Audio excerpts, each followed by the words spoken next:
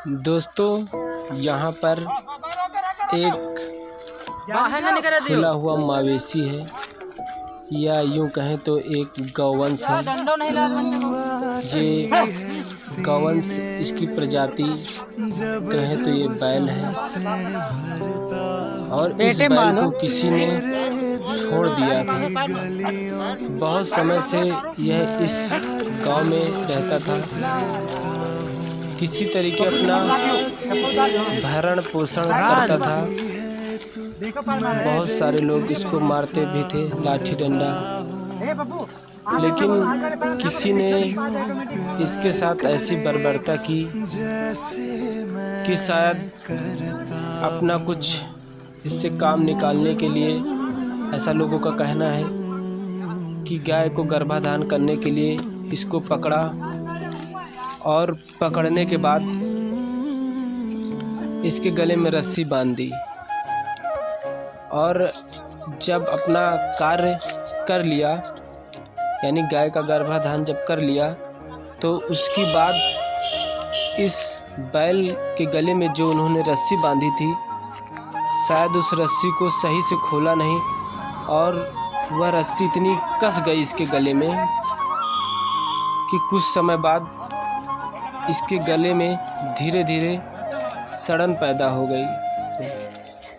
और सड़न इस तरीके से पैदा हुई कि इसका देखिए दोस्तों, पूरा गला देखिए, ये गला देखिए पास से, पूरा गला सड़ चुका है। और इस गला सड़ने के कारण हमने कई लोगों से इसकी मदद मांगी कि चलो इसका इलाज करा दिया जाए, लेकिन कोई भी लोग जो है साथ देने के लिए तैयार नहीं थे, क्योंकि हर व्यक्ति को यही लगता था कि कब ये मर जाए, क्योंकि फसलों की बर्बादी तो हो ही रही है चारों तरफ, इससे लोग त्रस्त हैं। और जो इस सरकार को भी कहीं ना कहीं सोचना चाहिए कि वह गौशालाओं की तो व्यवस्था कर दिया है उन्होंने, लेकिन कभी उन गौशालाओं में झांक कर नहीं देखते कि गौशाला जो बने हुए हैं वो एक जेल से भी बदतर हैं। उसमें जानवर को ले जाके जब बंद करवा दिया जाता है, जानवरों को ले जाकर गौशाला के जो कर्मचारी उनके हवाले कर दिया जाता है जानवरों को, तो उन गौशालाओं में भी चारा जो है किस तरीके मिलता होगा, ये तो वही समझ सकते हैं कर्मचारी जो वहाँ रहते हैं, जो इसकी निगरानी करने जाते हैं, जो शायद पैसा लिख के पूरा ओके दिखा देते कि यहाँ पर चारा भी है, पूरी व्यवस्था ओके है, लेकिन किस तरीके से गौशालाओं में जानवर मर रहे हैं ये हर कर्मचारी वहाँ का समझता है। लेकिन कहीं ना कहीं इस सरकार को इसके विरुद्ध बहुत सारे कठोर नियम बनाने चाहिए, जिससे लोग गौशालाओं में जो बेजुबान जानवर रखे जाते हैं उनका भी पैसा खा जाते हैं, क्योंकि इंसानों की इंसानियत इतनी मर चुकी है कि वे बेजुबानों का पैसा भी खाने में पीछे नहीं हटते, जो अपनी ज़ुबान से कुछ कह नहीं सकते। जब लोग इंसान का जो है पैसा क्या है, हर एक तरीके से उसके साथ गद्दारी कर जाते हैं, तो ये तो फ़िलहाल बेजुबान जानवर हैं, इनकी क्या स्थिति हम आप सब समझते हैं। हम आप भी कहीं ना कहीं मजबूर हैं, क्योंकि हम आप भी चाहते हैं कि हमारी फसलें सुरक्षित रहें, लेकिन फसलों की सुरक्षा की बात कहें तो इसका मतलब ये नहीं है किसी बेजुबान जानवरों को भाला पहुँचे या इतनी दर्दनाक मौत दें। हाँ, कुछ जानवर जो मारते हैं उनके लिए कठोर अगर कोई कार्रवाई कर रहा तो उसको हम नहीं कह सकते, लेकिन कुछ जानवर ऐसे हैं जो मजबूर हैं, जब छोड़े जा रहे हैं तो कहीं ना कहीं अपना पेट भरेंगे ही, क्योंकि जब इंसान समझदार होते हुए भी लोग, ईश्वर ने उनके हाथ पैर सलामत दिए, उसके बाद भी लोग चोरी डाका वगैरह डालते हैं, उसके बाद अपना भरण पोषण करते हैं। कुछ लोग का पेशा है दलाली करना और चोरी मक्कारी करके ही अपना भरण पोषण करना। बहुत सारे लोग हैं, जब वो ऐसा कर सकते हैं ये तो बेजुबान है। बहुत सारे ऐसे विभाग हैं जो मैं कहना नहीं चाहूँगा, जहाँ पर आप जानते हैं कि पैसा दिए बगैर कोई कार्य ही नहीं होता। उसी तरीके इन गौशालाओं में यह स्थिति इतनी ख़राब है, दयनीय दशा हो गई है कि इन जानवरों को गौशालाओं में भी सुरक्षित नहीं पाया जाता। आए दिन वहाँ पर जानवर मरा करते, भूख प्यास से मरते हैं, चारे की कमी से मरते हैं, लेकिन कागज़ों में सब कुछ ओके दिखाया जाता है कि पूरे तरीके से ओके है। फिर यहाँ पर हमने दूसरे गांव के भाइयों का सहारा लेकर इस बैल को पकड़वाया और फिर हम लोगों ने सोचा 1962 की मदद से जो सरकारी सुरक्षा प्रदान की गई है 1962 जानवरों के इलाज के लिए, इसकी सहायता से इसका ट्रीटमेंट करवाया जाए। तो हम लोगों ने पकड़वाया और फिर डॉक्टर साहब को बुलवाया गया 1962 की मदद से, जिन्होंने देखिए इसके गले में रस्सी जो फंसी थी, ध्यान से देखिए, जो रस्सी काट रहे हैं इस समय डॉक्टर साहब, और ये रस्सी काट कर इसके गले में देखिए रस्सी कितनी सारी फंसी हुई थी। रस्सी को निकाला गया, जो रस्सी से इसके गले में सड़न हो गई थी, इसके गले में बहुत सारे कीड़े पड़ गए थे, बहुत बदबू आने लगी थी। इसका कुल मिला के अगर शायद ट्रीटमेंट न मिलता तो हफ्ते खाड़ में मर जाता।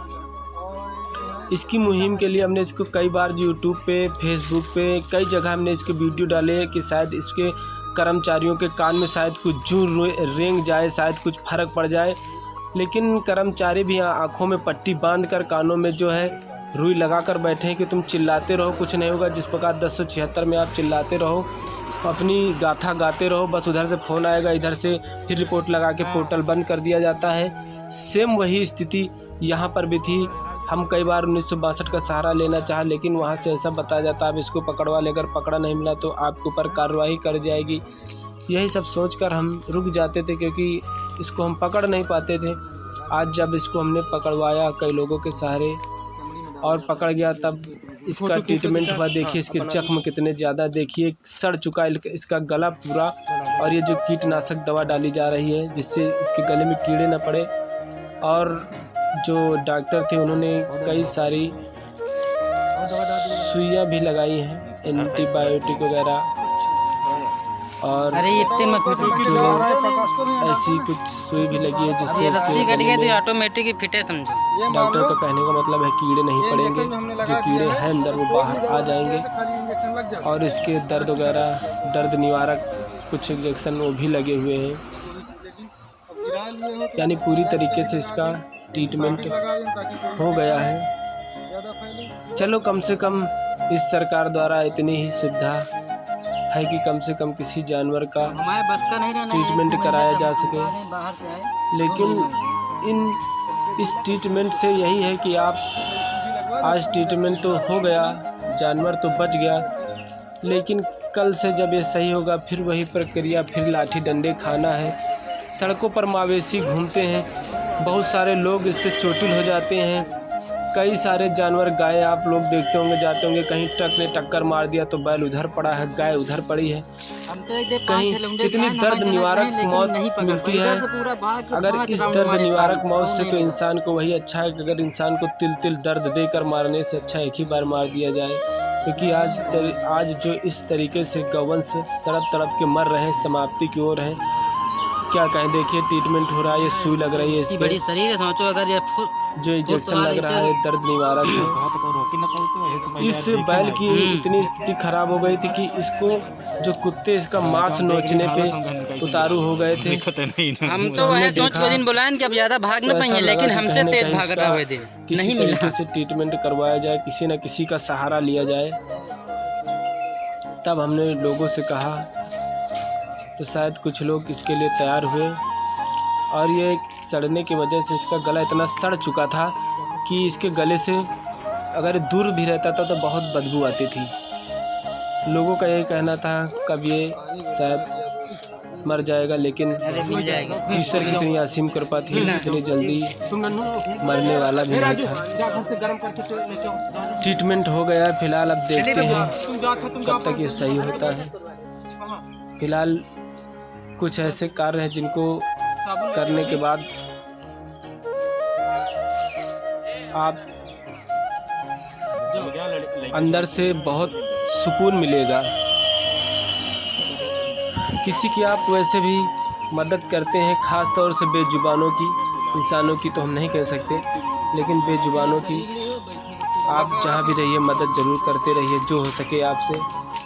अगर आपका कुछ नुकसान होता है तो मारिए, लेकिन इतना अधिक भी जानवर को ना मार दीजिए कि आपके मार से वो जानवर जख्मी हो जाए, क्योंकि वो भी अपने पेट के दाना खाने के लिए मजबूर है। जिस तरह के अगर किसकी जगह हम आप होते तो शायद इसी तरीके हम आप भी मजबूर रहते। इसके सामने भी मजबूरियां हैं।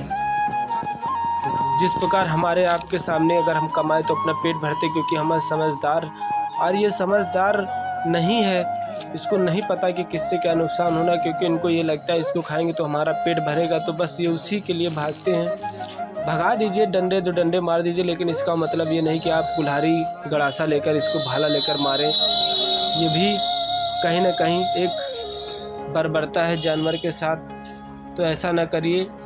अगर आपको कहीं भी कोई इस तरीके का गौवंश दिख रहा, अगर आपके पास समय है तो लोगों की मदद लेके उसको 1962 पर कॉल करके उसका जो भी इलाज कराना चाहें वह इलाज आप करा सकते हैं। सरकार द्वारा ये एक निःशुल्क व्यवस्था है, किसी प्रकार का कोई इसमें पैसा नहीं पड़ता, बशर्ते आपका कीमती समय लगता है, जो शायद हर व्यक्ति के पास आज के दौर में नहीं है। क्योंकि उस आज का दौर जो चल रहा है, उस दौर में उस इंसान के पास स्वयं के लिए समय नहीं है, तो वह ऐसे कार्यों के लिए समय कहाँ निकाल सकता है। फिर मैं सरकार से प्रार्थना करना चाहूँगा कि जो सरकारी गौशालाएँ बनी हैं उनमें बहुत ही कड़ी गहनता से जांच की जाए। जो भी चारा वगैरह खाते सरकारी कर्मचारी पाए जाए उनको उम्र कैद की सज़ा दे देनी चाहिए।